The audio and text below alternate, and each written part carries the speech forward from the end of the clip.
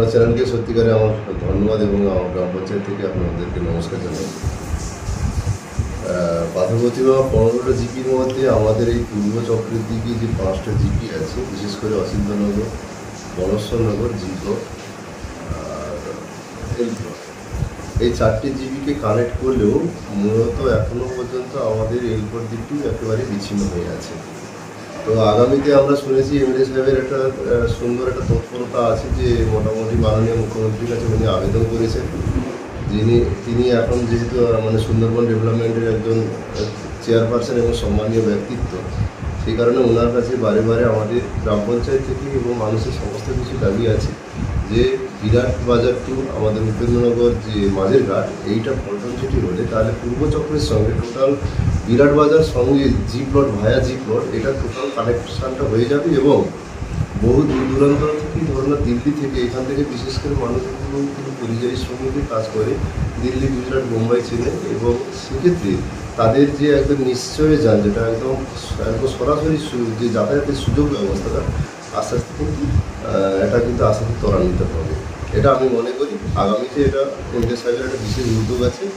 তো এখন যে পল্টন জেটিটা, যে রোরো জেটিটা বর্তমান বিরাট বাজার থেকে একেবারে গোবর্ধনপুর একদম লাস্ট দক্ষিণের মাথা দিকে যেটা পরিবেষ্টিত হয়েছে, মোটামুটি এখন হয়তো এখন তুলনায় এখন যাত্রী সংখ্যা হয়তো কম।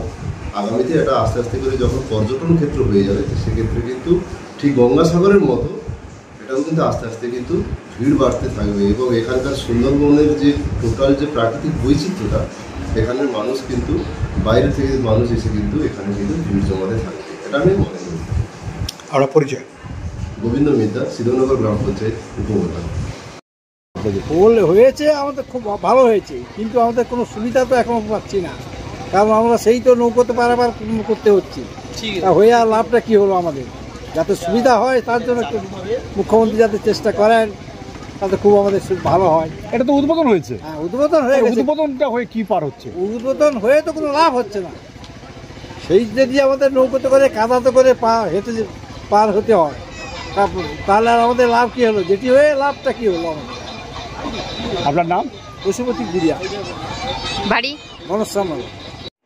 পল্টন জেটি হয়ে বর্তমান মানুষের যে কমিউনিকেশনটা অনেকটা দ্রুত হবে, কারণ আমাদের সুদূর কলকাতা থেকে একদম পাথরপ্রতিমা ব্লকে একদম জি প্লট, বনশ্যামনগর, লক্ষ্মী জনার্দনপুর, অচিন্তনগর, এইসব গ্রাম পঞ্চায়েতগুলো যোগাযোগটা এত সুন্দর হয়েছে, যার ফলে সরাসরি গাড়ি থেকেই একদম কলকাতা থেকে সরাসরি এই অঞ্চলগুলোকে অনায়াসে আসা যাবে।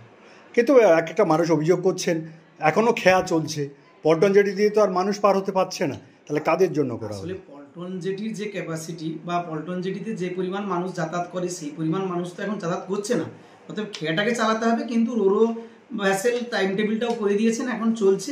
এটা আরও দ্রুত হয়ে গেলে খেয়াটা হয়তো আরও একটু কমে যাবে, কিন্তু মানুষকে খেয়াতে যেতে হবে, কারণ খেয়ার টাইম টেবিলটা 15-20 মিনিট অন্তর, কিন্তু পল্টন জেটিটা রোরো যে ভ্যাসেলটা সেটা তো অনেকটা টাইম বেশি না, তার জন্য এত সময় মানুষ তো টে করতে পারবে না।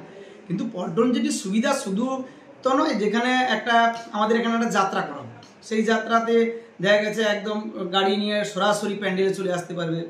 বিল্ডার্স দোকান যারা করছে তারা সরাসরি কলকাতা থেকে, হাওড়া থেকে মাল নিয়ে চলে আসতে পারবে, এই সুযোগগুলো তো পাবে। এমনি গোবর্ধনপুরে কি যাওয়া যাচ্ছে? একদম জি প্লট গোবর্ধনপুর কোস্টাল থানায় একদম পৌঁছে যাচ্ছে। আপনার পরিচয়? আমার পরিচয় হচ্ছে সঞ্জয় সাউ, প্রধান, শ্রীধরনগর গ্রাম পঞ্চায়েত।